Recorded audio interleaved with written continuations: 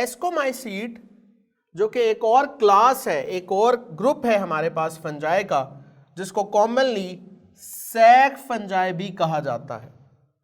It is the largest group of the fungi, और इस largest group of fungi के अंदर 60,000 से ज्यादा स्पीशीज शामिल हैं, और इन स्पीशीज में 50% से ज्यादा ऐसी फंजाई हैं जो कि एसोसिएशंस बनाकर रहती हैं with other autotrophic partners, like lichens की सूरत में और माइकोराइजल एसोसिएशन के अंदर। लाइकन्स एक ऐसी एसोसिएशन है जिसके अंदर फंजाई का पार्टनर जो है वो या तो फोटोसिंथेटिक बैक्टीरिया साइनोबैक्टीरिया होगा, या यहां पर दूसरा पार्टनर ग्रीन एल्गी हो सकता है, और कुछ केसेस के अंदर यहां पर फंजाई की एस्कोमाइसीट ग्रुप की एसोसिएशन इन दोनों पार्टनर्स के साथ हो सकती है in case of lichen association. इसी तरीके से माइकोराइजल एसोसिएशन जो है, इसके अंदर फंजाई की एसोसिएशन बनती है विद वेस्क्यूलर प्लांट्स, ऐसे प्लांट्स जिनमें जाइलम और फ्लोएम पाई जाती है, उनकी रूट्स इन्वॉल्व होती हैं फंजाई के साथ एसोसिएशन में, और इस तरीके से ये पौधे बेहतर ग्रोथ शो करते हैं as compared to those plant जिनमें ये फंजाई की एसोसिएशन एग्जिस्ट नहीं करती। So this is about the ascomycete abundance. ये बहुत ज्यादा अबंडेंटली पाई जाती हैं नेचुरली इन्वायरमेंट के हवाले से, और अगर इनके हैबिटेट के हवाले से बात की जाए तो ये बहुत सारी हैबिटेट कंडीशंस के अंदर पाई जाती हैं। टेरेस्टेरियल हैं, कुछ इनमें ऐसी हैं जो इक्वेटिक सिस्टम के हवाले से अगर हम देखें तो मैरीन इकोसिस्टम के अंदर पाई जाती हैं, फ्रेश वाटर एनवायरनमेंट में पाई जाती हैं। सो एक ऐसा ग्रुप जिसके अंदर हैबिटेट के हवाले से इतनी ज़्यादा डाइवर्सिटी हो, फिर इनके अंदर कुछ फंजाई, याद रखिएगा सेलुलर ऑर्गेनाइजेशन की बुनियाद पर हम देखें तो कुछ यूनिसेलुलर हैं और कुछ जो हैं वो मल्टी सेलुलर नजर आती हैं। So this is why diversity in the form and structure, अगर हम देखें फंजाई की इस ग्रुप के अंदर तो यहाँ पर बहुत ज़्यादा डाइवर्सिटी शो होती है, जिसके अंदर सेलुलर ऑर्गेनाइजेशन की बुनियाद पर यूनिसेलुलर फंजाई हमें यीस्ट की सूरत में मिलती है। इसी तरीके से large multi cellular cup shape fungi जो हैं, जिनको मॉरल्स भी कहा जाता है, ये भी इसी ग्रुप से ताल्लुक़ रखती हैं। इसके अलावा अगर हम इसके अंदर बहुत सारे और करैक्टरिस्टिक्स को देखें तो सबसे अहम करैक्टर जो हमें इसके अंदर मिलता है वो इसके अंदर रिप्रोडक्शन के हवाले से है।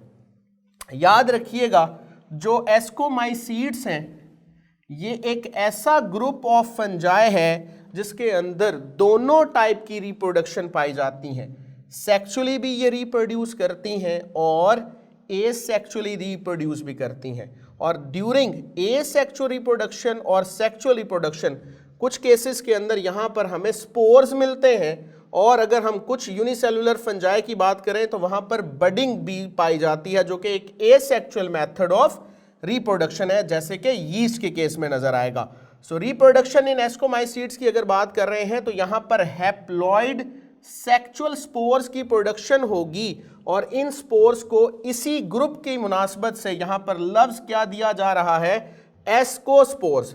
और ये जो एस्कोस्पोर्स हैं, क्योंकि सेक्सुअल रिप्रोडक्शन की बात हो रही है तो सेक्सुअल रिप्रोडक्शन के हवाले से जब भी स्पोर्स प्रोड्यूस होंगे वो मियोसिस के जरिए प्रोड्यूस होंगे, और ये स्पोर जो इस ग्रुप के अंदर बनते हैं, फंजाई की इस टाइप के अंदर बनते हैं, वो एक करैक्टरिस्टिक सैक लाइक स्ट्रक्चर के अंदर बनते हैं, और इस करैक्टरिस्टिक सैक लाइक स्ट्रक्चर को एसाई बोलते हैं, और सिंगल के लिए लफ्ज याद रखिएगा ascus. Like in this diagram we have a multicellular fungi जिसकी शेप समहाउ कप शेप है, और ये कप शेप फंजाई जो है ये एक फ्रूटनिंग बॉडी स्ट्रक्चर है इस फंजाई का।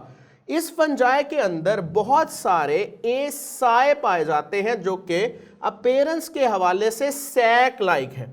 क्योंकि बहुत सारे हैं तो इसलिए एसाई बोलते हैं, जबकि अगर हम सिंगल की बात करें तो ये सिंगल स्ट्रक्चर जो है हमारे पास एक एस्कस कहलाएगा, और इसी एस्कस के इनसाइड यहां पर स्पोर्स की प्रोडक्शन होती है। और यहां पर याद रखिएगा जो स्पोर्स नंबर के हवाले से पाए जाते हैं वो 8 होते हैं, और ये तमाम के तमाम स्पोर्स जो इन पर्टिकुलर रिप्रोडक्टिव स्ट्रक्चर्स के अंदर बनते हैं वो मियोसिस के जरिए बनते हैं।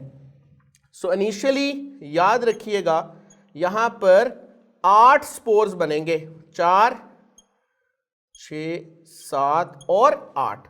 सो यहां पर 8 जो है एस्कोस्पोर्स प्रोड्यूस होते हैं with in the one ascus.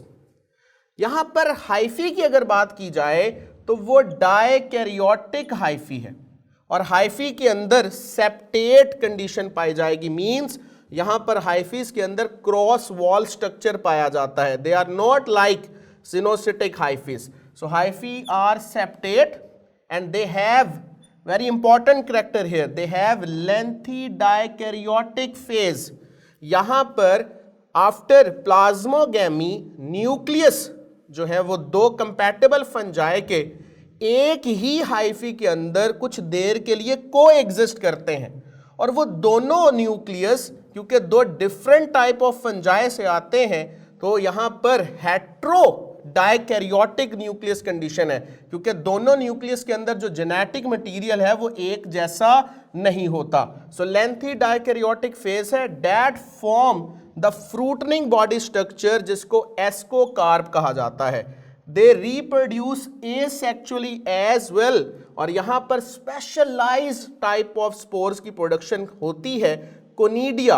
और यहां पर याद रखिएगा कोनिडिया की फॉर्मेशन जब भी होगी तो वो एक मॉडिफाइड हाइफी की फॉर्म पर होगी, और उसको कोनिडियोफोर कहा जाता है।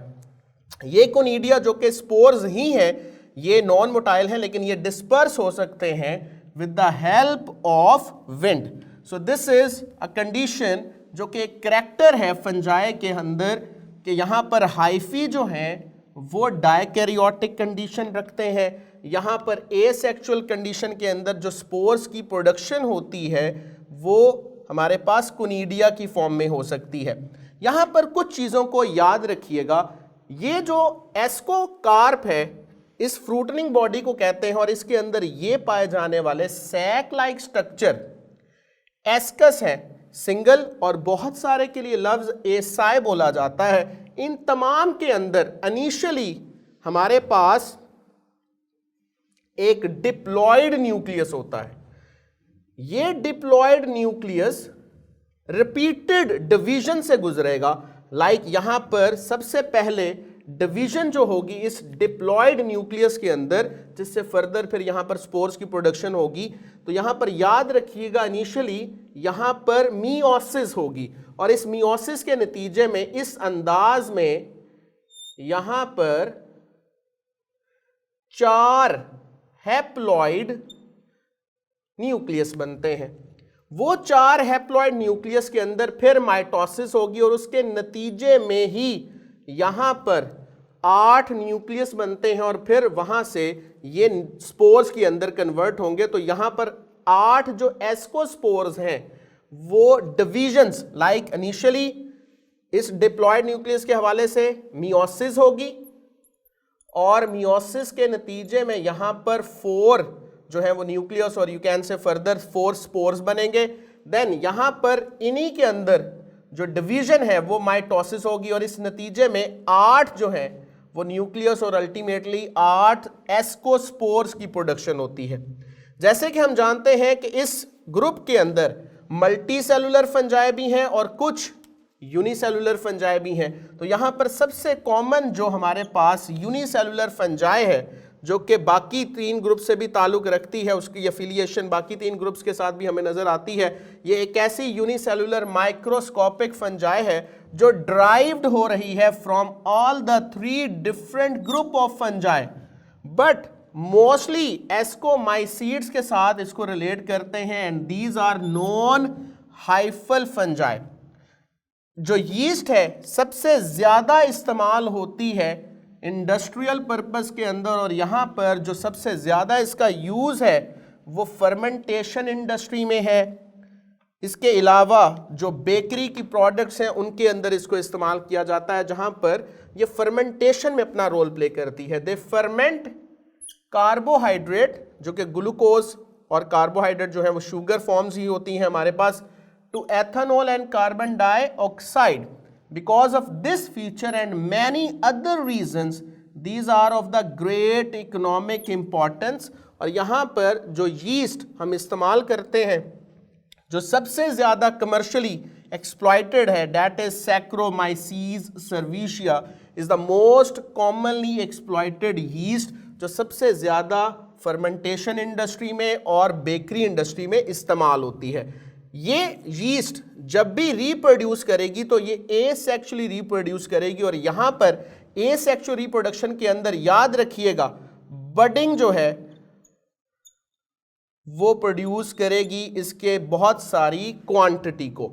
सो this is all about the very important and most diverse group of fungi and that is ascomycete, जिसके अंदर हमें यूनिसेलुलर और मल्टी सेलुलर फंजाई मिली। उनके अंदर एसेक्सुअल रिप्रोडक्शन भी हो रही है डिफरेंट वेज में, like they can produce in some cases conidia, in some cases like yeast they can be reproduce by budding, और they have sexual reproduction process as well, जहां पर ये 8 एस्कोस्पोर्स प्रोड्यूस कर सकते हैं by meiosis within the single sac like structure, and that is ascus, and the fruiting body यहां पर ascocarp था, और ये पूरे का पूरा ग्रुप एस्कोमाइसीड कहलाता है।